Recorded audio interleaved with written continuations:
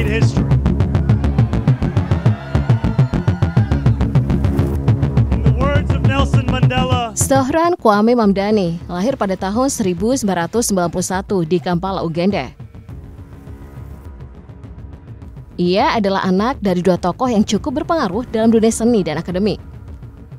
Ibunya adalah penyanyi dan artis ternama asal India, Mira Nair, sementara ayahnya, Mahmud Mamdani, adalah seorang ilmuwan politik dan profesor bergengsi di Columbia University.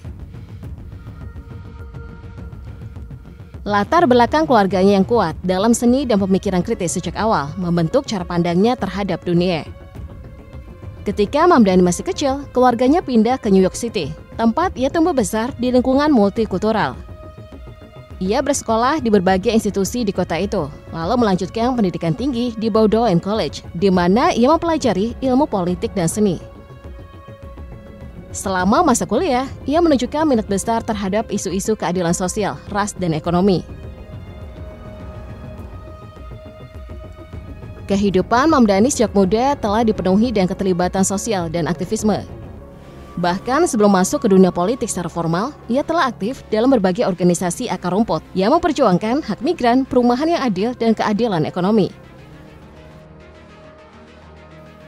Ia bukan hanya seorang politisi, tapi juga seorang rapper yang pernah tampil dengan nama panggung Mr. Cardamom, menciptakan musik dengan pesan-pesan sosial yang kuat.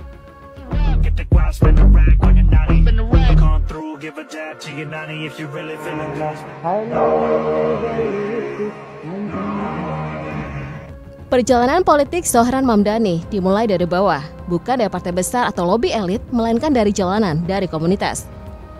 Ia pertama kali mencuri perhatian publik saat bekerja sebagai pengorganisir komunitas untuk DSI, Democratic Socialists of America, sebuah organisasi politik progresif yang telah menghasilkan tokoh-tokoh seperti Alexandria Ocasio-Cortez. Pada tahun 2020, Mamdani mencalonkan diri sebagai anggota Majelis Negara bagian New York State Assembly, untuk distrik ke-36 yang mencakup wilayah Astoria di Queens.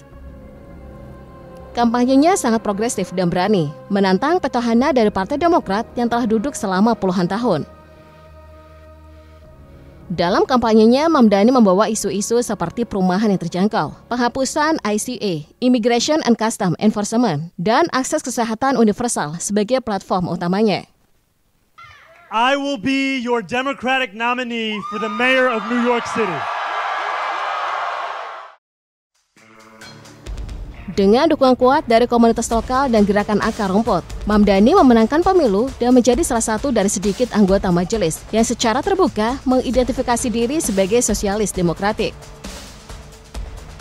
Kemenangannya menandai babak baru dalam politik New York, terutama karena ia mewakili generasi muda, imigran, dan suara-suara yang selama ini terpinggirkan dalam sistem politik Amerika. Sebagai anggota majelis, Mamdani tidak tinggal diam. Ia aktif mengajukan rancangan undang-undang terkait pengendalian sewa, hak penyewa, reformasi kepolisian, dan perluasan jaminan sosial. Ia juga secara terbuka menolak pengaruh uang besar dalam politik, serta mendukung reformasi pajak terhadap orang kaya dan korporasi besar. Konflik antara Zohran Mamdani dan Donald Trump sebenarnya lebih dari sekedar perbedaan individu. Ini adalah benturan dua dunia politik yang sangat bertolak belakang. Di satu sisi, Mamdani adalah representasi dari politik progresif dan sosialisme demokratis. Di satu sisi, Mamdani adalah representasi dari politik progresif dan sosialisme demokratis. Di sisi lain, Trump merupakan simbol dari populisme kanan, nasionalisme, dan kapitalisme konservatif. Ketegangan antara keduanya mulai mencuat secara publik ketika Mamdani dalam beberapa kesempatan mengecam kebijakan Trump saat masih menjabat sebagai Presiden Amerika Serikat 2017 hingga 2021. Donald Trump said that I should be arrested. He said that I should be deported. He said that I should be denaturalized. Well, then we'll have to arrest him. Look, we don't need a communist in this country, but if we have one, I'm going to be watching over him very carefully on behalf of the nation. Mamdani secara terbuka menyebut kebijakan imigrasi Trump sebagai rasis dan tidak manusiawi, terutama saat Trump memisahkan anak-anak dari orang tua mereka di perbatasan dan mengintensifkan deportasi massal. Namun titik balik konflik terjadi pada 2023 ketika Trump mengumumkan kembali pencalonannya untuk pemilihan presiden 2024.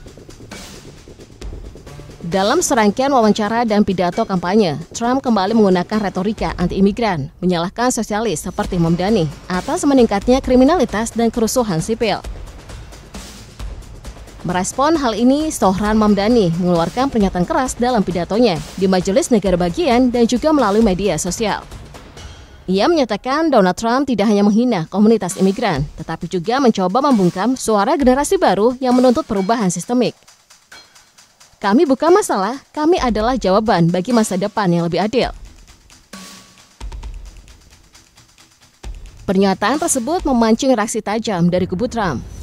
Dalam sebuah wawancara dengan Fox News, Trump menyebut Mamdani sebagai penghasut sosialis yang ingin merusak tatanan Amerika.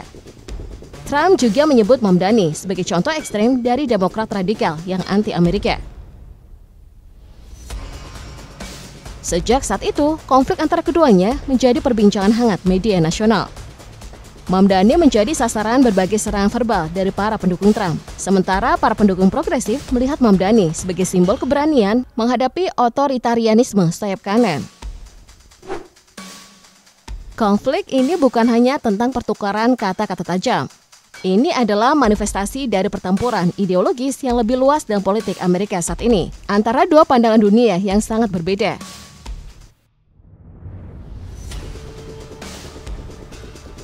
Zohran Mamdani percaya bahwa pemerintah harus hadir untuk menjamin keadilan sosial dan ekonomi bagi semua warga negara. Ia mendukung penghapusan utang pelajar, perawatan kesehatan gratis untuk semua, dan reformasi perumahan yang menjamin tempat tinggal layak bagi semua orang, tanpa melihat latar belakang ekonomi. Sementara itu, Donald Trump mendorong agenda yang berpihak pada perusahaan besar, deregulasi, pemotongan pajak untuk orang kaya, dan pembatasan imigrasi. Ia menjadikan nasionalisme sebagai agenda utama dan berusaha membangkitkan semangat Make America Great Again dengan menekankan pentingnya ketertiban, otoritas, dan batasan. Perbedaan ini membuat Mamdani dan Trump sering berbenturan dalam narasi publik. Saat Mamdani menyuarakan pentingnya solidaritas antar ras dan antar kelas, Trump mendorong narasi tentang kebangkitan Amerika Putih dan pemisahan identitas nasional dari multikulturalisme. Dalam satu kesempatan di tahun 2024, Mamdani mengeluarkan video kampanye untuk mendukung calon presiden progresif, di mana ia mengatakan, kita tidak sedang menghadapi perbedaan kebijakan, kita sedang menghadapi perbedaan nilai-nilai.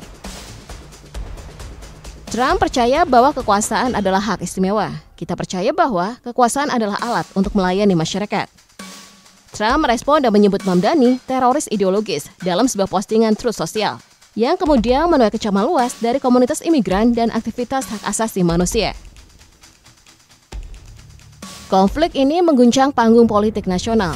Mamdani mendukung dukungan luas dari generasi muda, komunitas minoritas, dan organisasi progresif yang melihatnya sebagai perlawanan terhadap dominasi sayap kanan. Sementara itu, memanfaatkan ketegangan ini untuk menyebarkan narasi bahwa Demokrat telah diambil alih oleh radikal sosialis. Media pun memainkan peran penting. Outlet seperti Fox News dan Newsmax menggambarkan Mamdani sebagai ancaman terhadap nilai-nilai Amerika.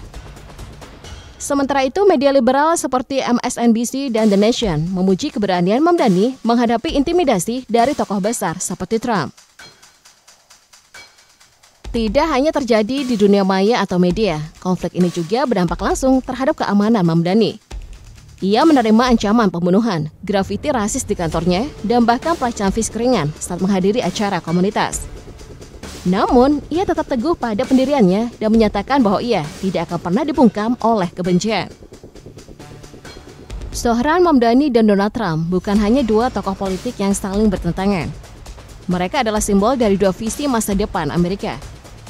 Mamdani mewakili harapan untuk dunia yang lebih inklusif, adil, dan berani mereformasi sistem.